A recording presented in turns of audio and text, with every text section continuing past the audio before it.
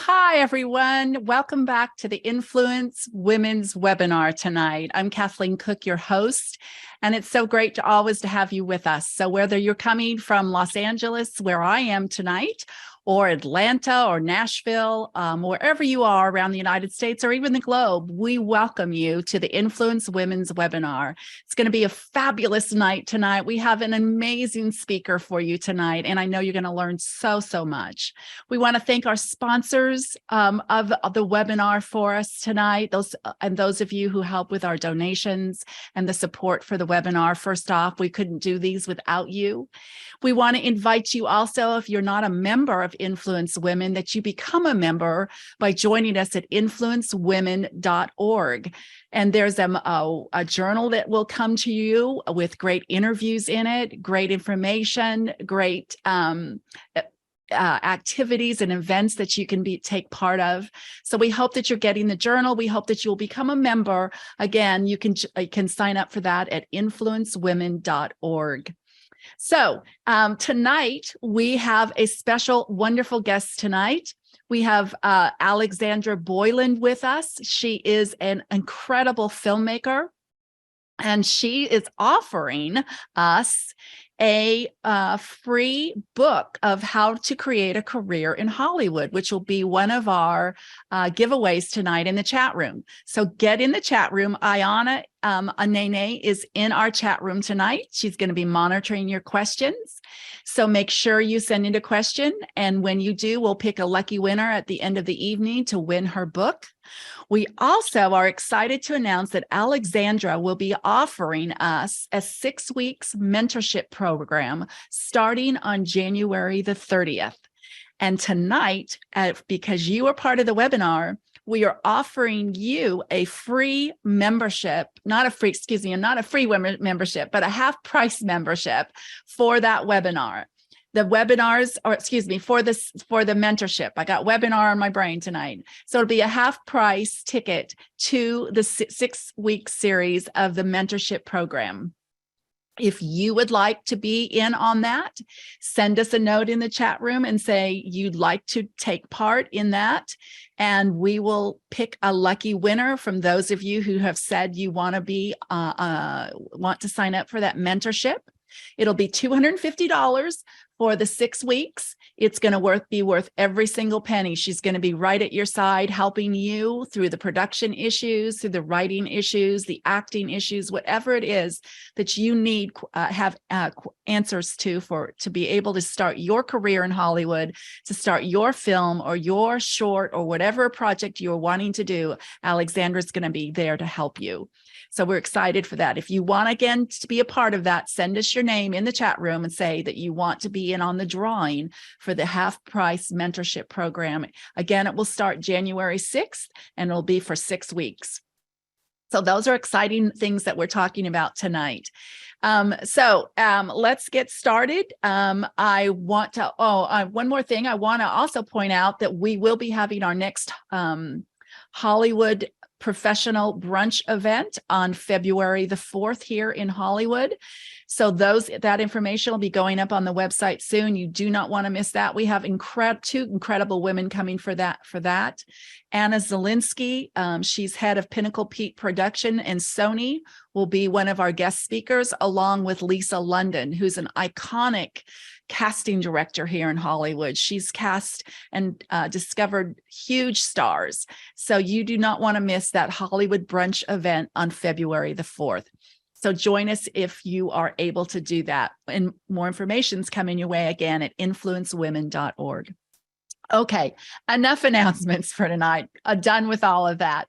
Let's get into it, because I know so many of you have want to be a part of this webinar and learn from this amazing woman we have on slate tonight, Alexandra Boylan. But let me tell you just a little bit about her. This is kind of her official bio, and then we'll go into having her tell us a little bit more about herself. But Alexandra is a dynamic, award-winning filmmaker, writer, producer, and actress, and has been a trailblazer throughout Hollywood for nearly 2 decades. She was born in Massachusetts, and Boylan is known for her fearless pursuit of meaningful content. In addition to her numerous acting credits, Alexandra co-created the Boylan Sisters production company alongside her sister. It's a successful film studio that focuses on faith-based, family-friendly content.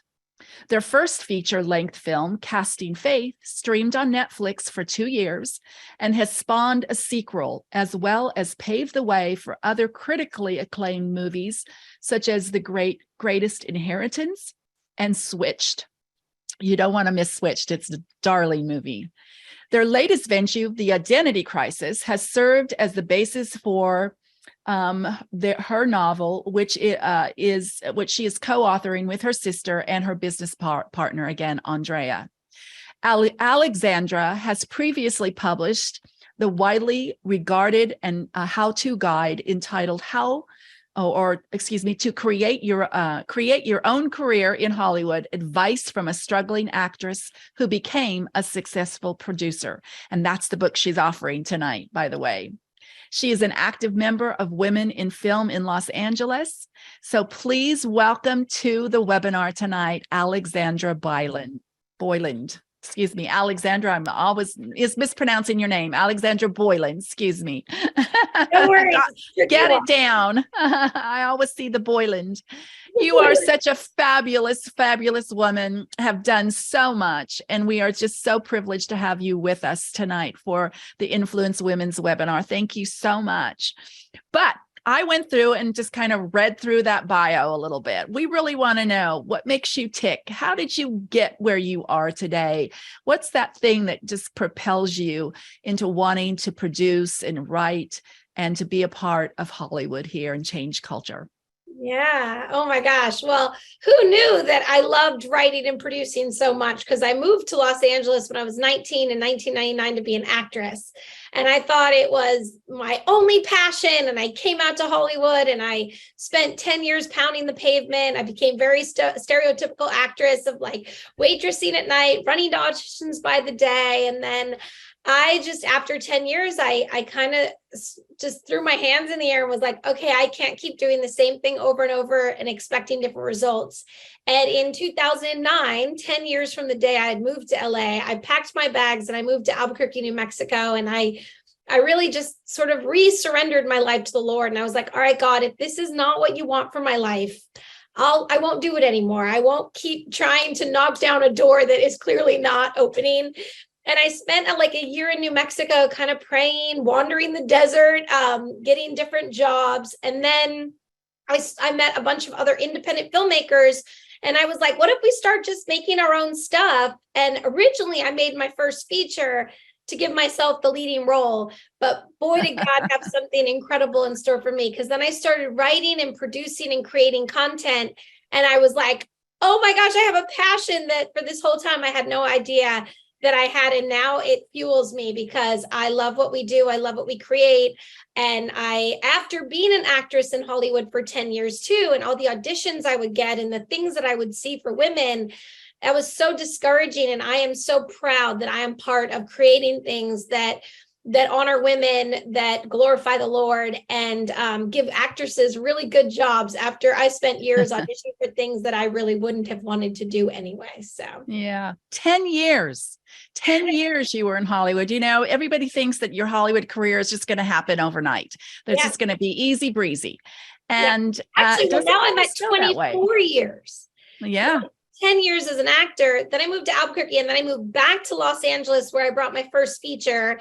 I've made 8 feature films now, and that's in the past 10 years. So 24 years I've been in Hollywood. Yes. This crazy town. And it takes grit, doesn't it? It takes a persistence that God's called you to what he's called you to do. And yet at the same time, along the way, you learned a few things. And I think you learned that one of your sweet spots was making tween films, that there was a need for that. Can you talk about that a little bit, how God drew you into that particular genre of film? Yeah, well, when I was looking at when we first made our first film, Catching Faith, we wanted to just star a woman. There was very, very few, if none, faith-based films that starred women back in 2012. This is a long time ago.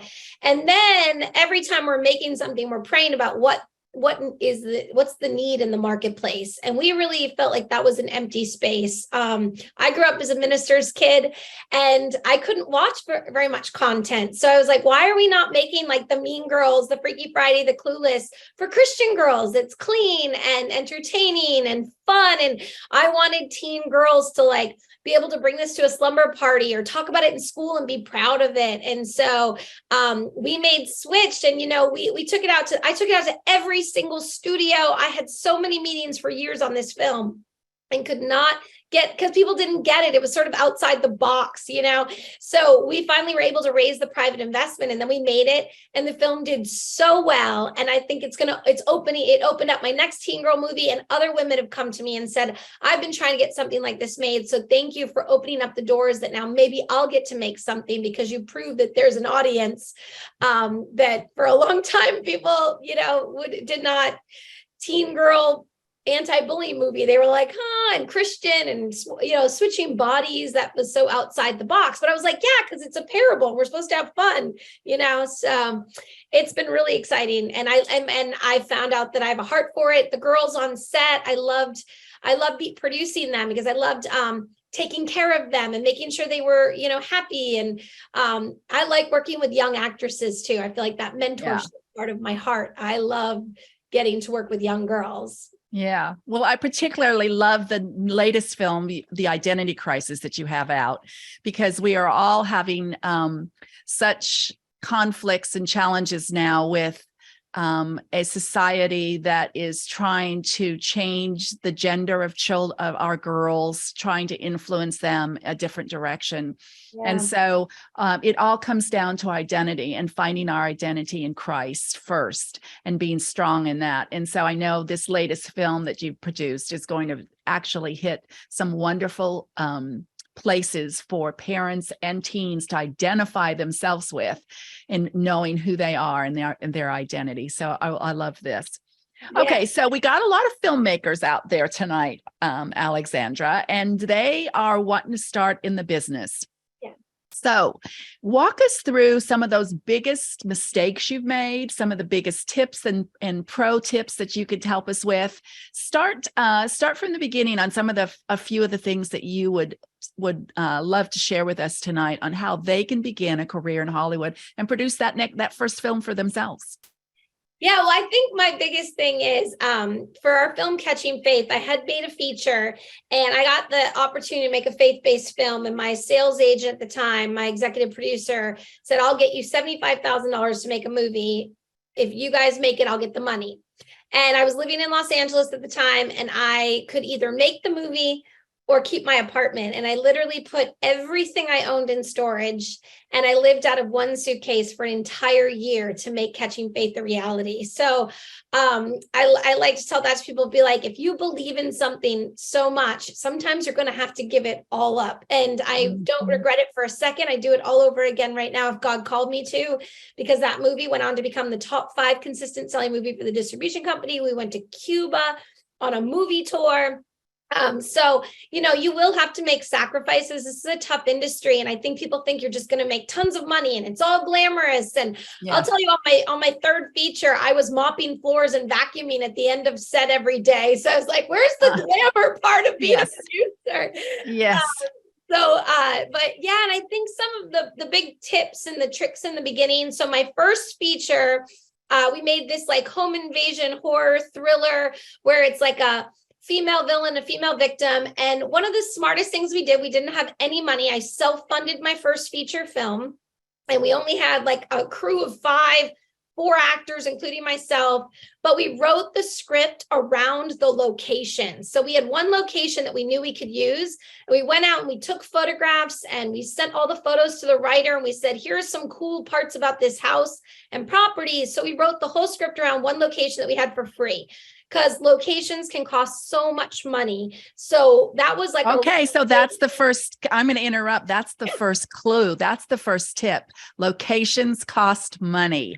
yeah. And so often we write a script and we don't think about the locations and where we have to shoot it all and what that is going to entail on the budget of the film.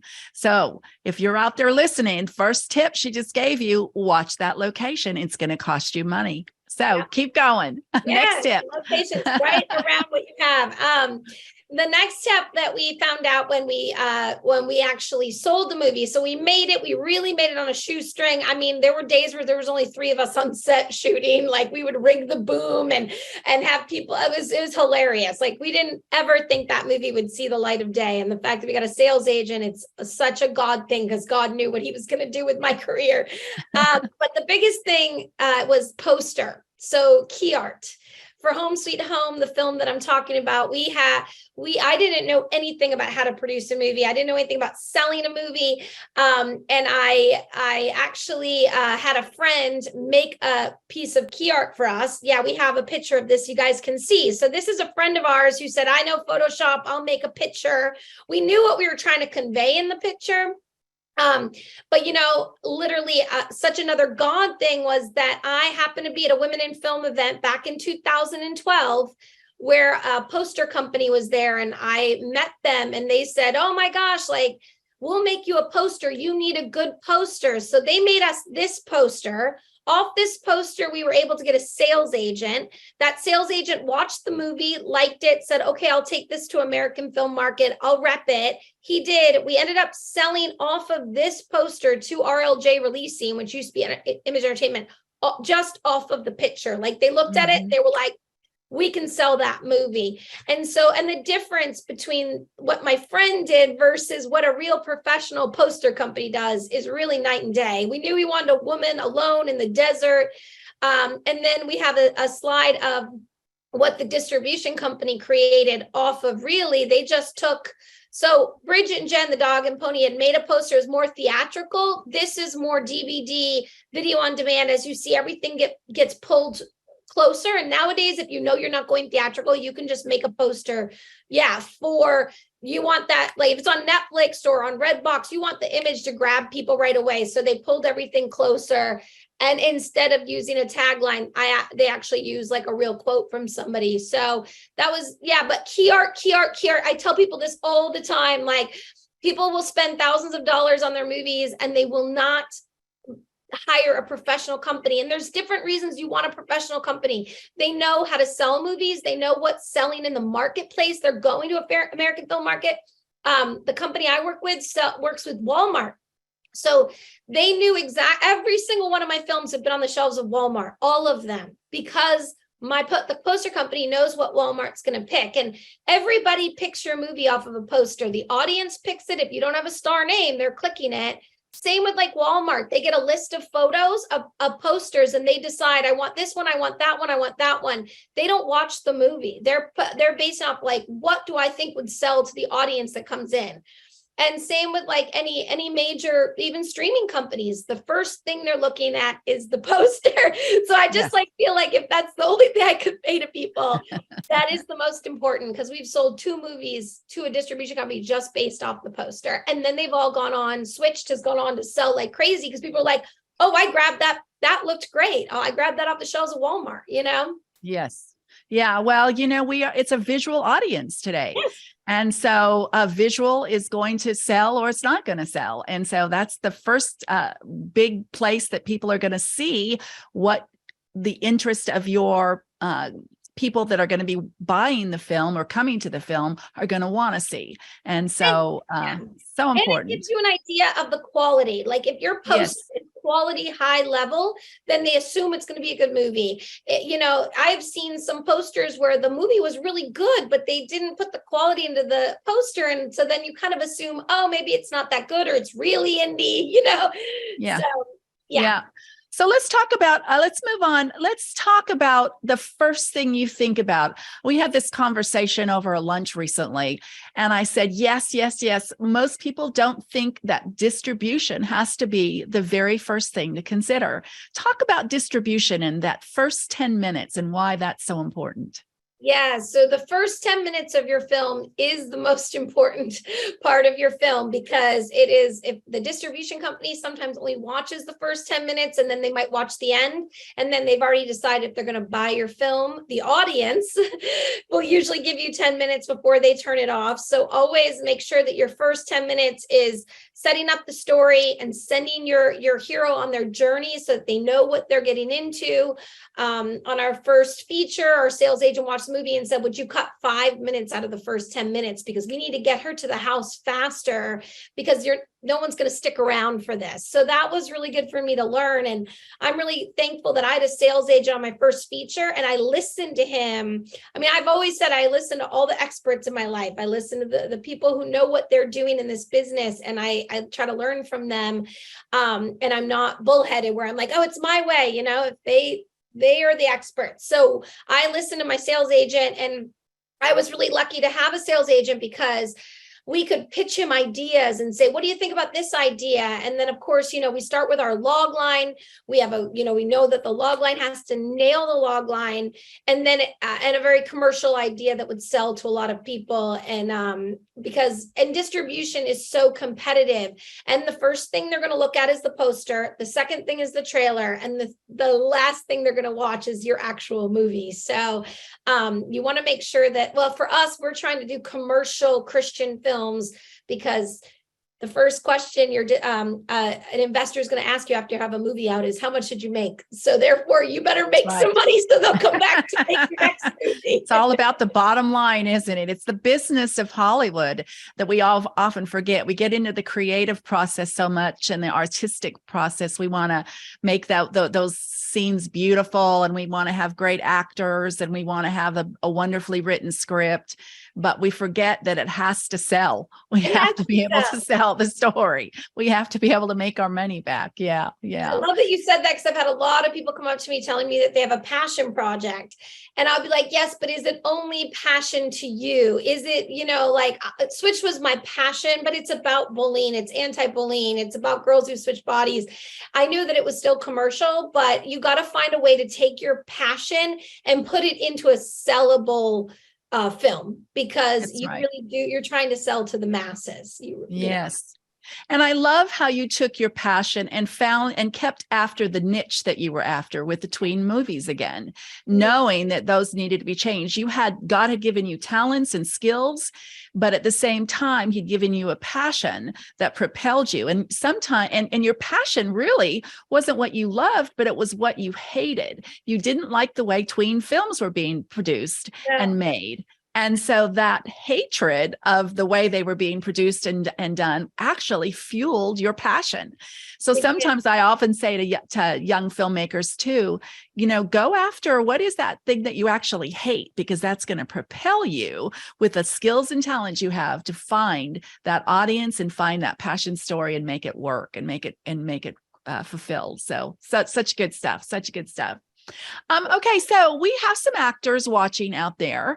Talk a little bit about the acting process as a director, producer.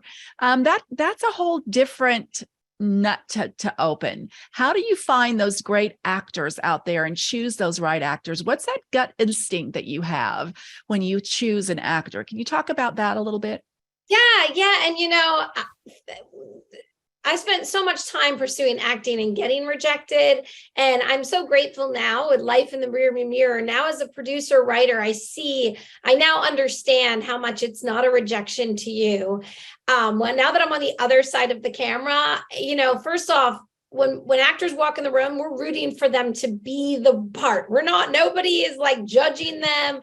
So I wish I could have told my younger self that, to not be so nervous, because actually the producers and writers want you to be the part. But sometimes there really is something in our imagination, and then somebody walks in the room and you're like, oh my gosh, it's like my imagination just walked in the room. And so there are some things where it is a look, obviously talent. I used to cast all my own movies. I did Catching Faith 1, I did Wish for Christmas, and then I did Catching Faith 2. But once we got to Switch, we were able to work with Lisa London and Catherine Stroud.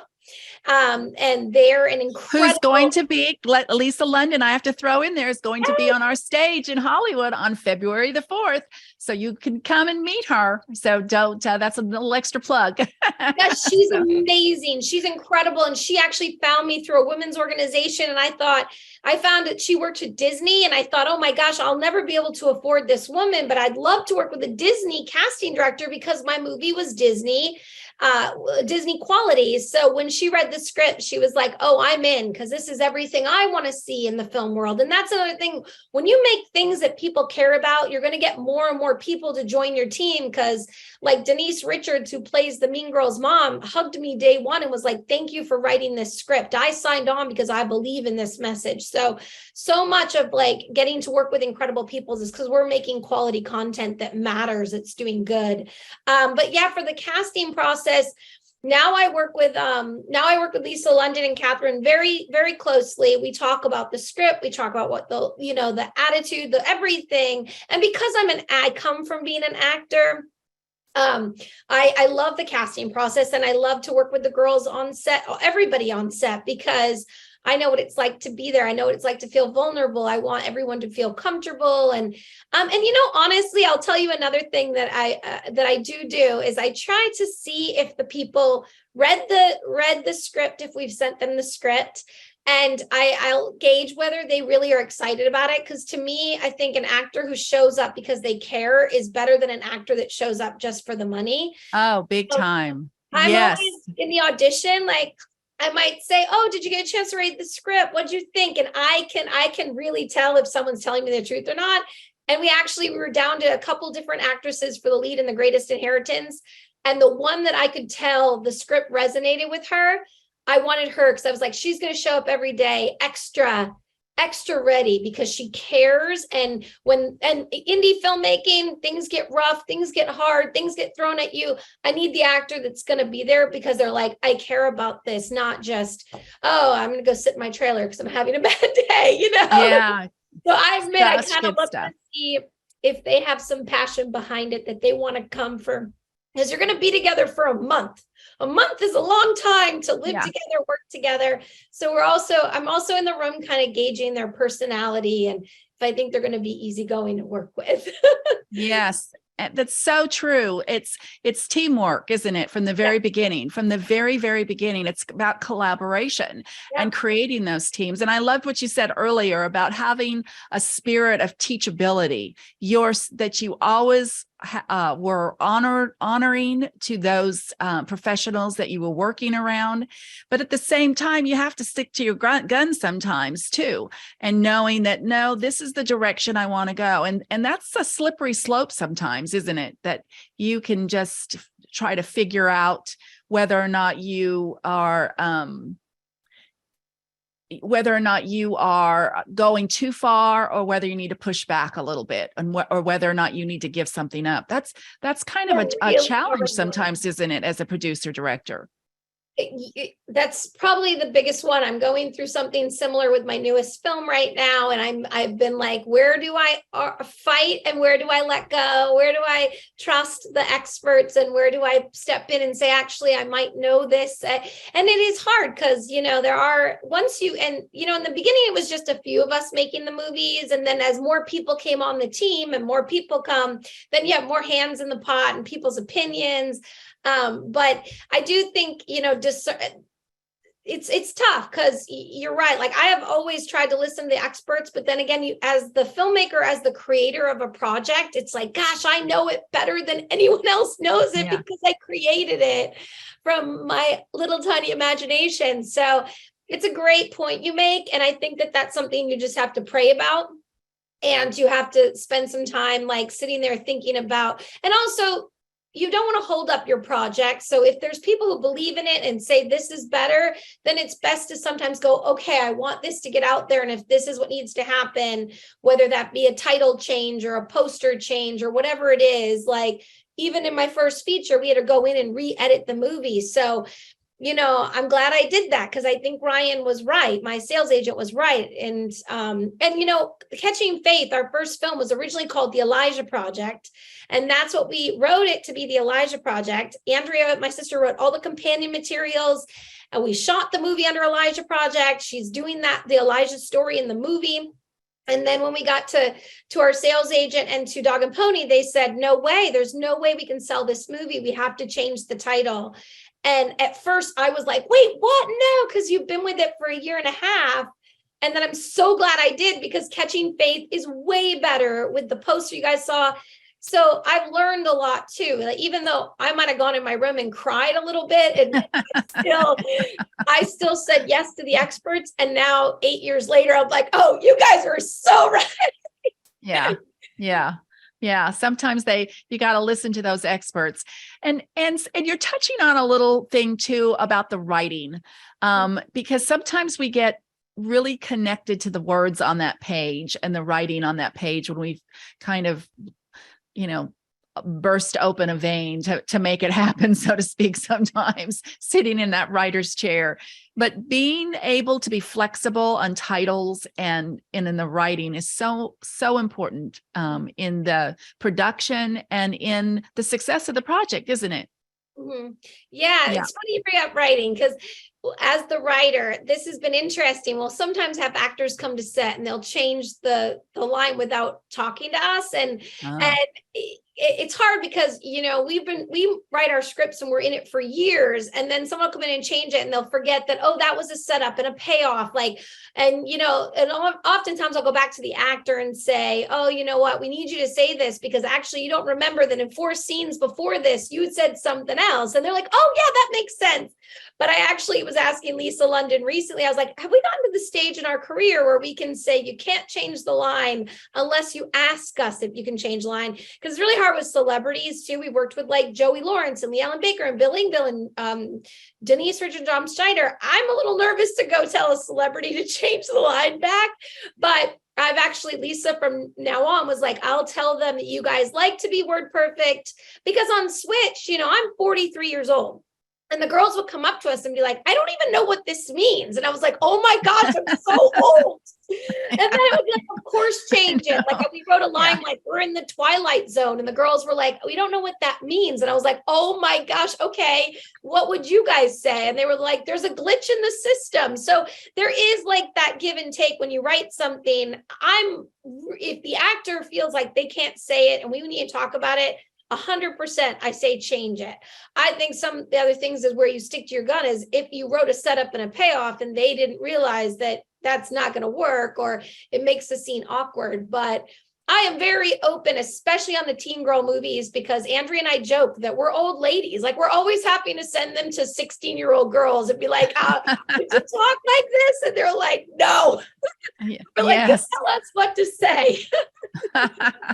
That's so true. And things change so quickly too in the language of the culture today. Trendy words pop up and just off an Instagram post or a TikTok video or something, it makes something go viral. And it's hard keeping up with all those changes, but they're important to making your phone relevant. But you also don't want to be too trendy, because your movie won't come out for a year. And if that trend is already gone, then you become dated. So that's a great point too, because trends can be really fast. And like you're shooting your movie and then a year and a half later, your movie comes out and that isn't a trend anymore. So that's a really good point. It's like, we don't try to put too much trends in it where you're using words that are just like, the glitch in the system was fine. But we definitely asked like, how would you talk to your sweetheart? I wrote the word sweetheart. It is an identity crisis. People were like, I don't think girls say sweetheart anymore. And I was like, but at least it's not just a fad that would go out of style. You know what I mean? Right. Sweetheart, you know what it means. You care for someone. Yeah. Great point. Let's talk a little bit about raising that money and the budgets that are involved and how you set up your budgets, what you kind of things you have to consider that you weren't considering maybe early on that now that you need to consider from the very beginning. And we talked about a little bit, working with distributors and financiers a little bit, but, trying to find that right person to fund your film. Talk a little bit about how you've done some of your funding, how you've been able to find that financing and setting up the budget. What are those important aspects about the budget that now that you wish you'd would have known back then? Great question. Because see, I've learned on all of my movies. So I feel like I never really look back like with that kind of perspective, because I learned and said, okay, I learned from this. The next movie, I'll know better, because you don't know anything and you don't know what you don't know. And there's a lot I didn't know and I still don't know. But my first feature, like we said, all one location, and I self-funded it. And I really self-funded it knowing that probably somebody wasn't going to give me money unless I could prove I had done it. And I kind of like look back going, I'm so glad that I learned on my own dime, because everyone says to me, I just need money to make a movie. I'm like, but do you know you can make a movie? Do you know you can take it from conception completion and then go on to sell it? You might not want to try that on someone else's money, because you don't know until you know. So once we had made our first feature, I was like, okay, I know the process. I know I will be able to finish a movie.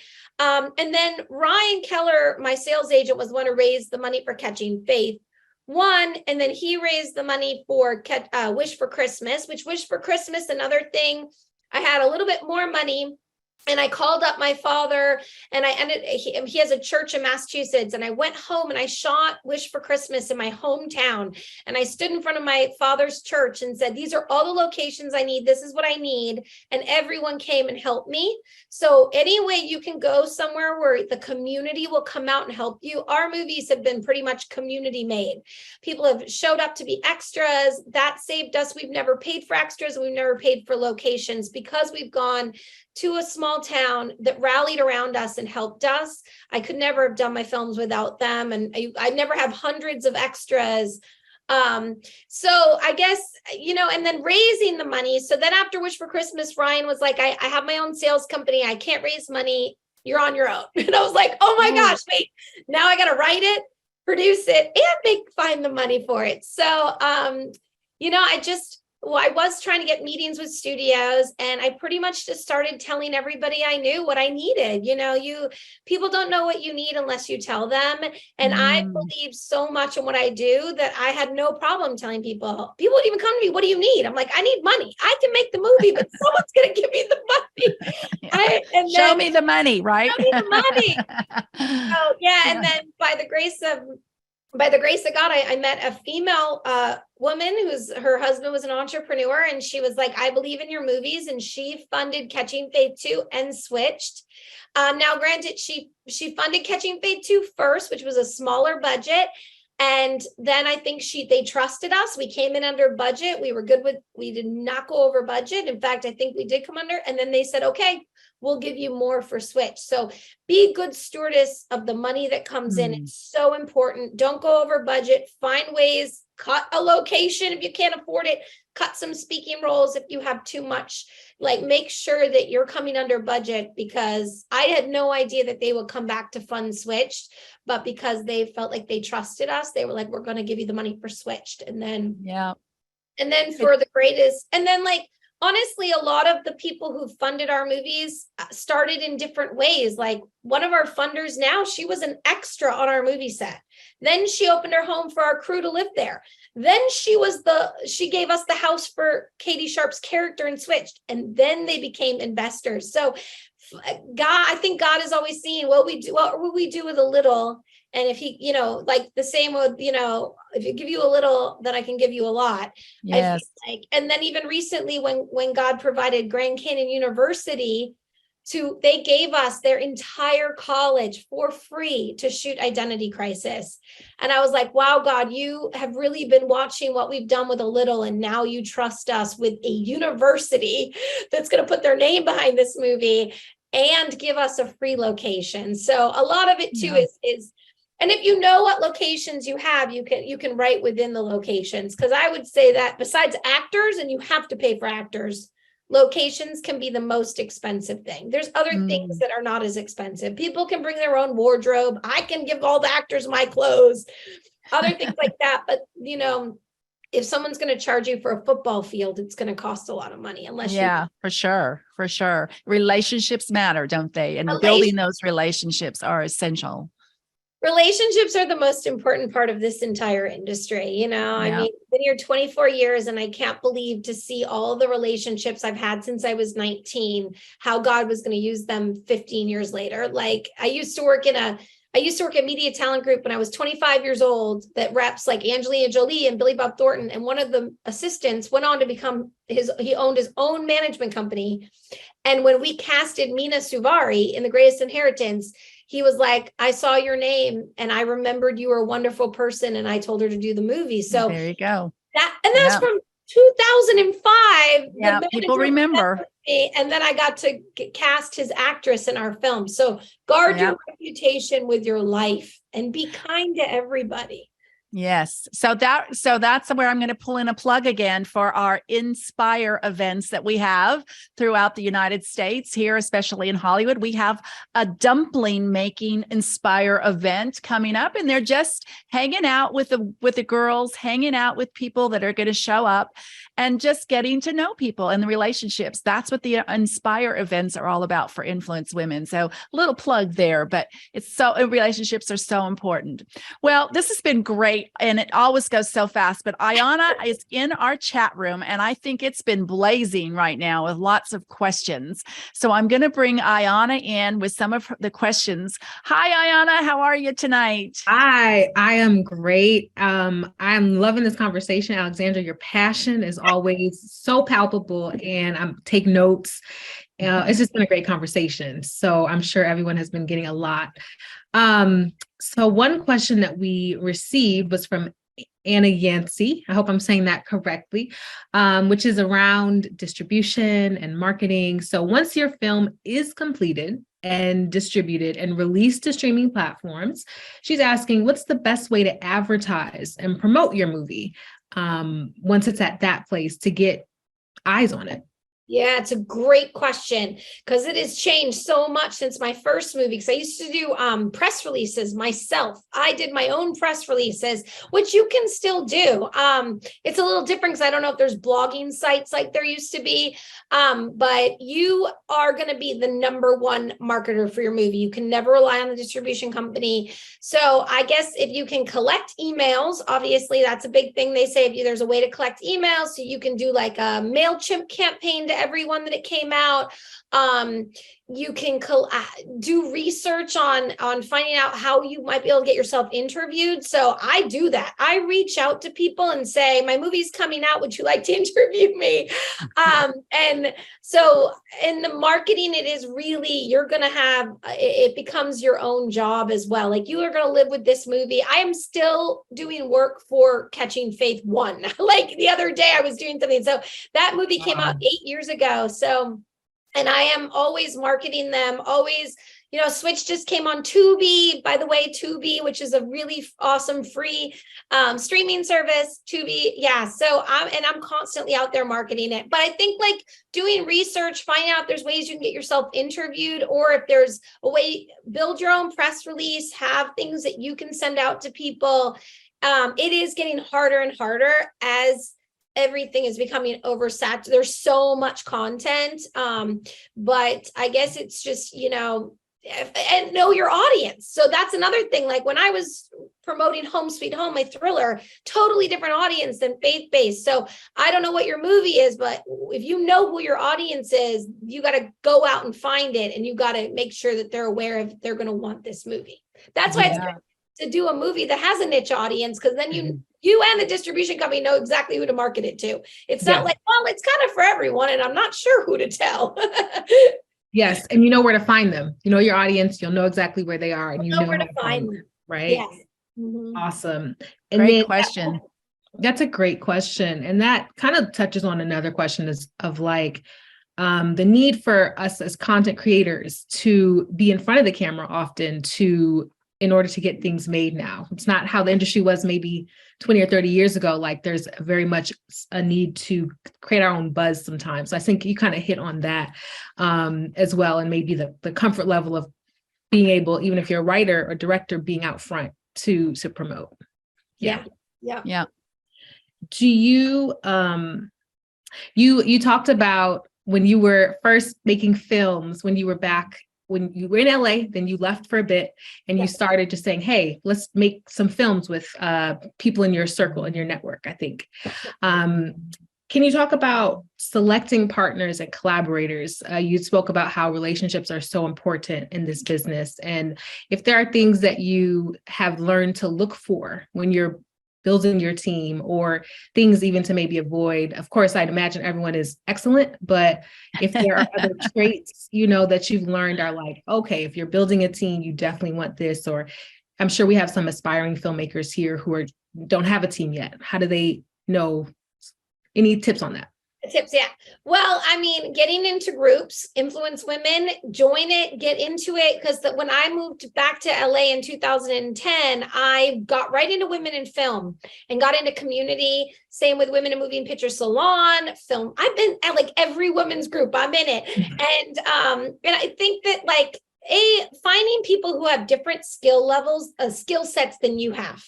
When I was an actor, I only hung out with actors. I should have been hanging out with guys who want to be a sound person or a director or a cinematographer. And when I moved to New Mexico, I was able to surround myself with people who did totally different things than me. And also we weren't in competition. Like Rick Galley, who was my cinematographer, and John Graham, who was my director. And I was like the writer producer. We were in competition to have the same job. We all wanted our jobs that we were doing. So I think that don't find people that are like, oh, we both want to be a director. Well, then how are you going to do that? Or we both want to be, the costume designer. You want to find people who want to do different things than you. And I will say on every film set, I am collecting my tribe. And you are right. Not everyone is great. Sadly, there's some people I've had to say, we don't work great together. And then you just kind of go, okay. And then but along the way, I am collecting. I have worked with the same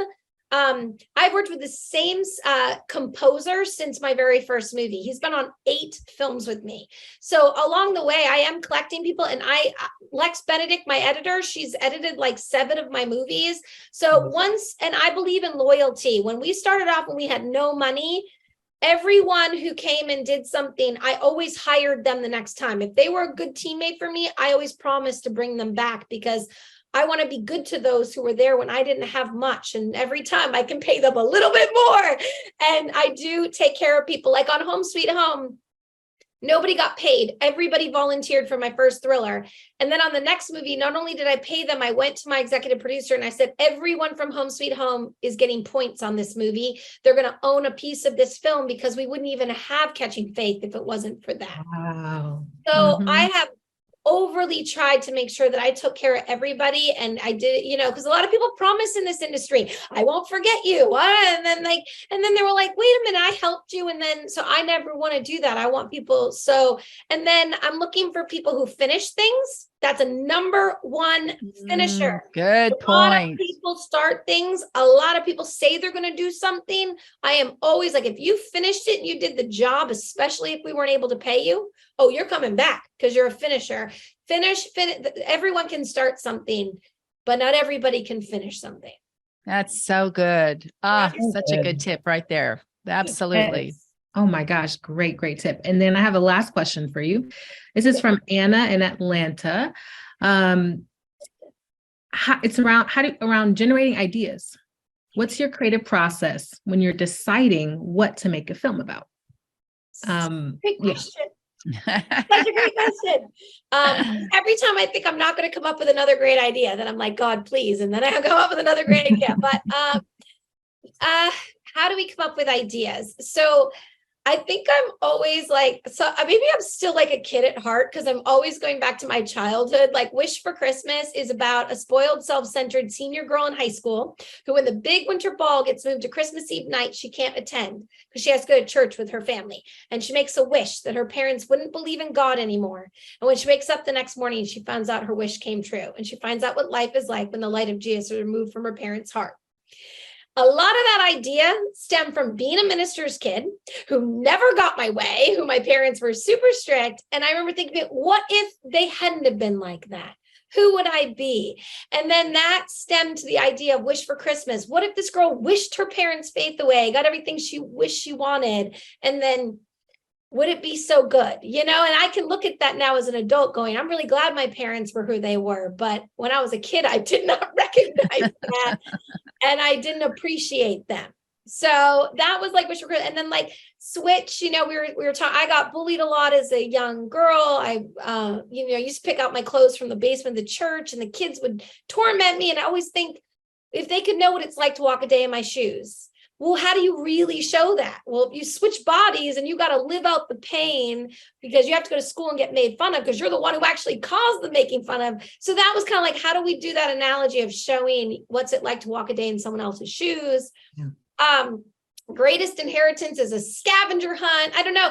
I think we're always trying to come up with really like, well, look at what else sells. Like I will say like, a lot of times when you're selling a movie, whether it's a script or a film, you've got to say, my movie is this meets that.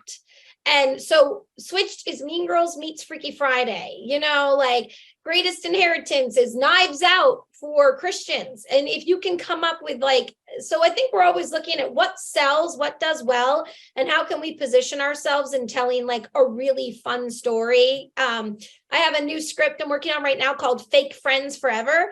And I'm still working on that log line, but I know I have a great name. And I'm like, the name is great. I don't have the log line memorized, but I want to do it about girls nowadays. Popularity is actually about being who can be the smartest. And I love that. I think that's great. And now it's going to be about two girls who are rivals of who can be valedictorian and them almost trying to hurt each other, but then end up, really hurting, I don't know. So I don't know. I'm always just trying to kind of see what did well and how can I also be a positive identity crisis too. That stemmed from the one about the girl who clones herself. Sorry, I won't go much longer. I get really excited when we come up with no, but it's good. Identity crisis actually stemmed from having a conversation about confidence. We're always talking about what are we all struggling with all the time? Confidence. And we were like, what if there were two girls who looked the exact same, but it was really just like their inner, one girl had confidence and one didn't, but they looked exactly the same. And really that half of who we are is just exuding from inside of us. If we could tell you to bring out your confidence. And then we said, what if a girl cloned herself and sent that girl off to do all the things she was afraid of, to realize that she always had it in her because the clone's her, so like that's that we started with like maybe a simple thing. And then we go, how can we take it bigger and funner and different? And like instead of just a twin movie, let's do a cloning movie. Let's do a robot movie. So Well, I know. I love, Alexandra, the way you think, because you think about the problem and how to how the solution to it, but you do it in a fun way. And remember, I think so often people forget that they want to go and be entertained, that the movies is about entertainment, not just trying to get an agenda or some type of, moral story or moral issue across or social issue across. It's about having fun and sitting down and relaxing and then letting it hit you between the eyes after you've had a good time watching. Oh my gosh, you just answered that better than me, but thank you, Kathleen, because that is exactly it. We go with an issue. What are kids dealing with? And how do we wrap it up in a really fun movie? But then they walk away thinking, no, but they had a good time and they want to share it with their friends. But you nailed it. We're always kind of looking at how can we take a really, really tough issue and wrap it up into something enjoyable that they can walk away with and use some tools to have That's what Jesus did. He told a story and walked away, didn't he? He did. Thanks for joining us today for this Influence Women's webinar. We know that you have lots of things in your schedule and your time is valuable, and so we're always honored when you can join us. We hope that you will encourage others to come along and join us. You can get all the information about the upcoming events and webinars on the website at influencewomen.org. Join us on social media as well and stay connected. We'll see you next time for the next Influence Women's webinar.